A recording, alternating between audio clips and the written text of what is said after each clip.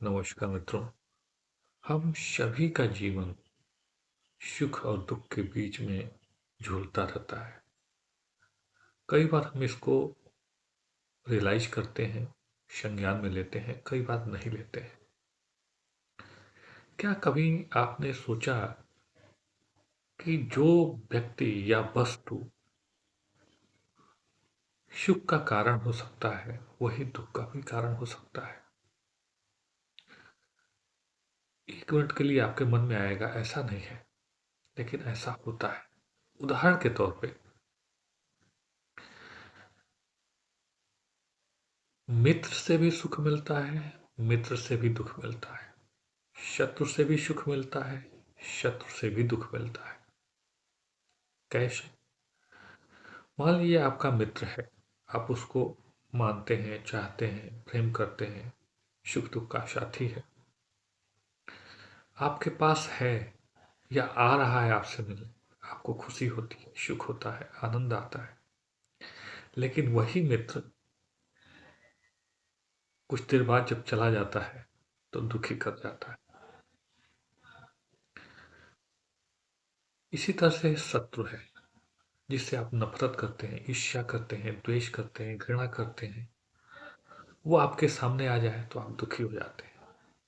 लेकिन वही शत्रु जब आपसे दूर चला जाता है तो आप सुखी हो जाते हैं। तो इसका मतलब क्या है? इसका मतलब है कि जो हमारी चाह है, जो हमारी इच्छा है कि जब हमारे अनुकूल हो तो हम खुश हो जाते हैं, हमारे प्रतिकूल हो तो हम दुखी हो जाते हैं। महात्मा बुद्ध भी इसी बात को कहते हैं। वो भी यही कहते हैं कि जिस व्यक्ति या वस्तु से आपको सुख मिल रहा है, कल उसी से आपको दुख मिलेगा। उदाहरण के तौर पे और देखते हैं, जब नई नई शादी होती है तो पत्नी पति को नहीं, पति पत्नी को नहीं छोड़ता है। लेकिन जब और जो ही वो दूर जाते हैं एक दूसरे से, दुखी हो जाते हैं। लेकिन वही जब कुछ समय व्यतीत हो जाता है, बीत जाता है, पत्नी जब मायके जाती है तो पति खुश होता है। सोचिए, समय का फर्क है। तो अब उपाय क्या है इस सुख और दुख से मुक्त होने का? भगवान कृष्ण कहते हैं अनासक्त। यानी अगर हमारी चाह ही न हो, हमारी इच्छा ही न हो, हमारे मन में ये आए ही नहीं, तो हम सुखी हो सकते हैं। लेकिन वो अवस्था आएगी कैसे? तो मित्रों, इसके लिए अभ्यास करना पड़ेगा। कैसा अभ्यास? क्योंकि जब आपकी खुशी दूसरे पर आधारित होगी तो दूसरा आपको परतंत्र बना दिया। इसको दूसरे अर्थों में समझते हैं कि हम बहुत ही सज धज के घर से निकलते हैं और सामने कोई कहता है, अरे यार अजीब चेहरा तुम्हारा लग रहा है, बड़े दुखी लग रहे हो। तो हम थोड़ा सा अवॉइड करके आगे बढ़ते हैं। फिर कुछ देर बाद कोई दूसरा व्यक्ति मिलता है, अरे यार दुखी लग रहे हो, परेशान लग रहे हो, उदास लग रहे हो। तो अब हम सोचने पर मजबूर हो जाते हैं, क्या ऐसा है क्या? फिर अगर तीसरे ने कह दिया तो हमारी सारी खुशी, हमारा सारा उमंग, हमारी सारी धारणा व्यर्थ हो जाती है। और ऐसा प्रायः देखने में आता है। हम दुखित मन से निकल रहे हैं, लेकिन चेहरे पे समझ कीजिए स्वस्थ स्वास्थ्य अच्छा होने की वजह से चमक है। कोई कहता है, अरे यार बड़े अच्छे लग रहे हो, दूसरा कहता है बड़े अच्छे लग रहे हो, तीसरा कहता है बड़े अच्छे लग रहे हो। तो क्या होता है? यानी हमारा सुख और दुख दूसरे के विचार, भाव, संचार पर निर्भर करता है। और आज यही हो रहा है। हमारी सारी खुशियां परतंत्रता का द्योतक है। यानी हम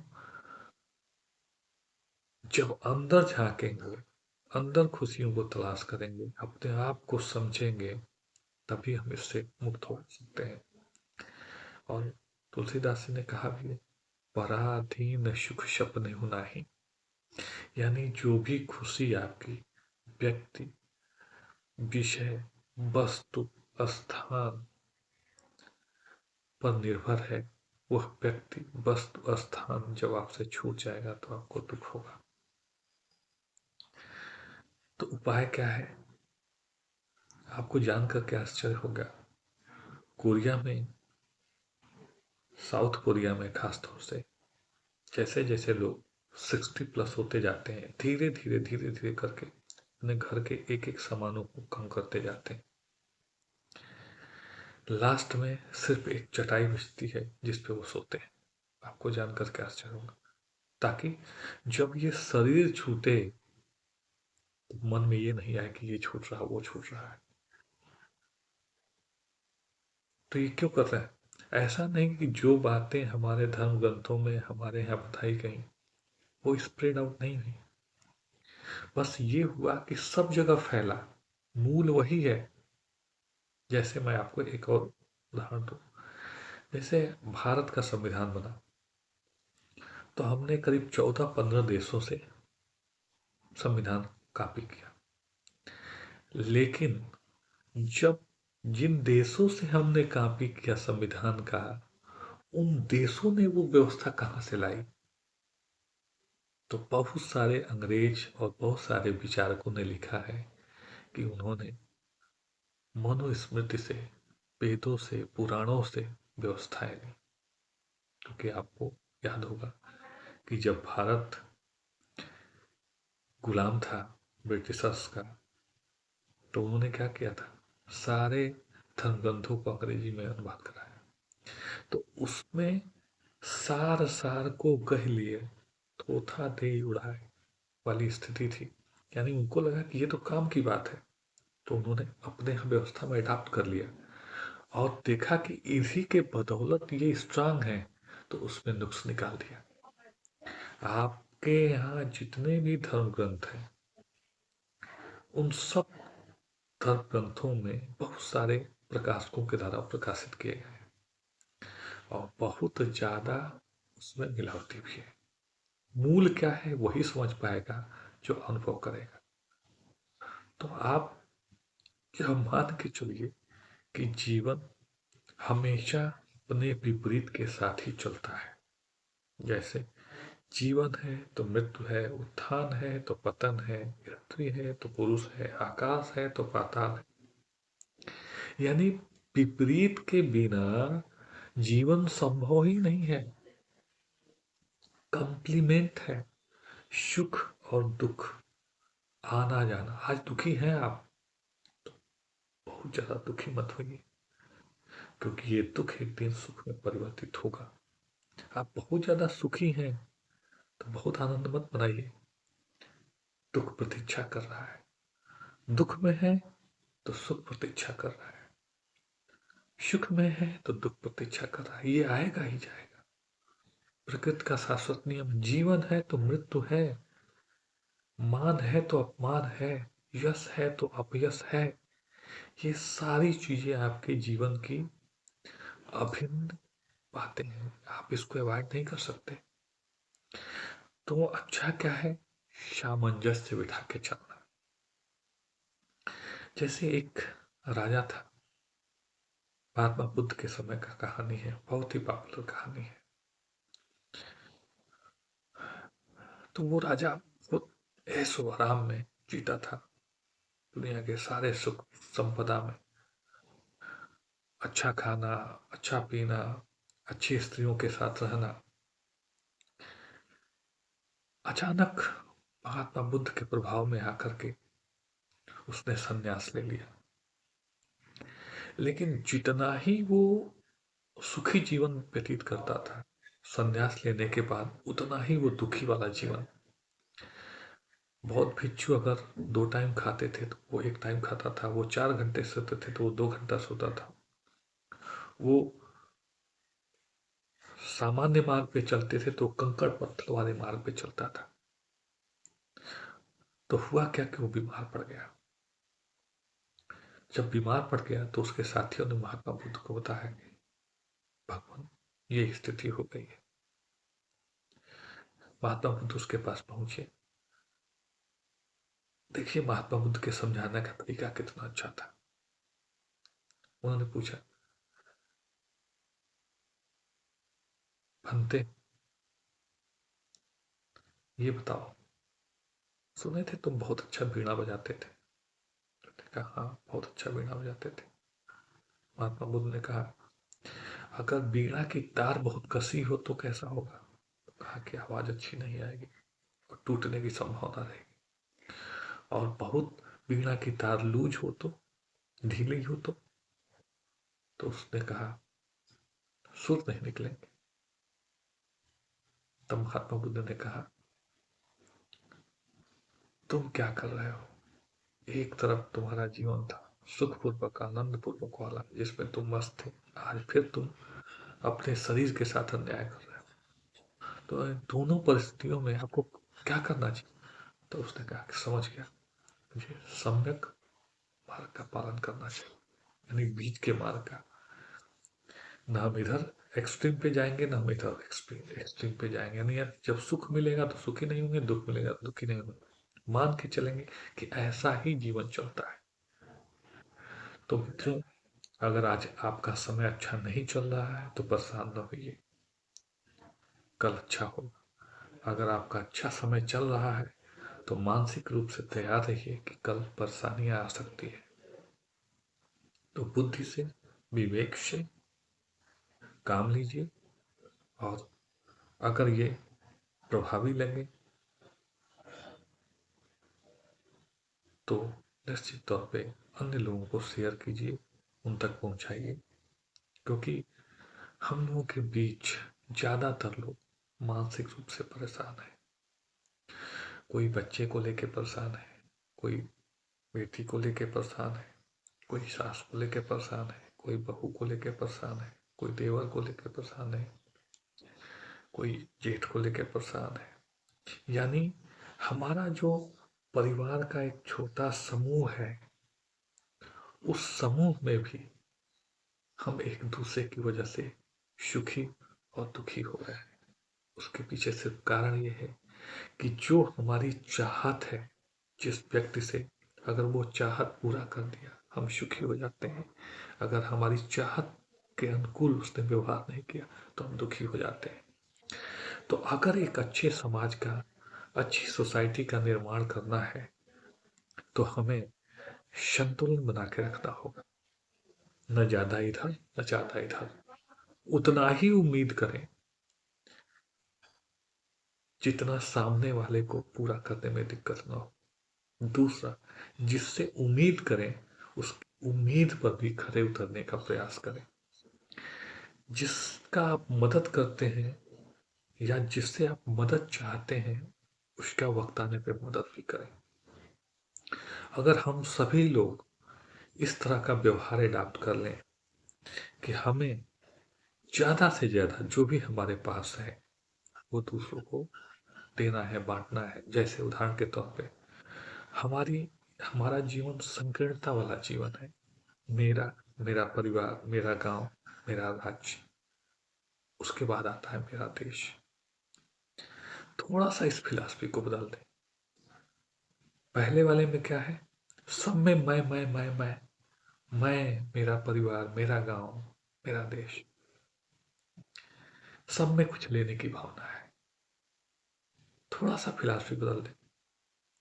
मैंने अपने आप को क्या दिया, अपने परिवार को क्या दिया, अपने समाज को क्या दिया, अपने देश को क्या दिया, अपने राज्य को क्या दिया, अपने आसपास के पड़ोसियों को क्या दिया।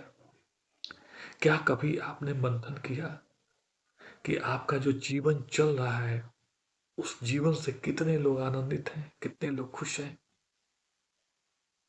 अगर एक बार आप यह मूल्यांकन करें कि आपसे दुखी होने वालों की संख्या ज्यादा है बनिस्बत खुश होने वालों की, तो आपको अपने व्यक्तित्व पे सोचना पड़ेगा, अपना चिंतन बदलना होगा, अपना व्यवहार बदलना होगा, अपना सोच बदलना होगा।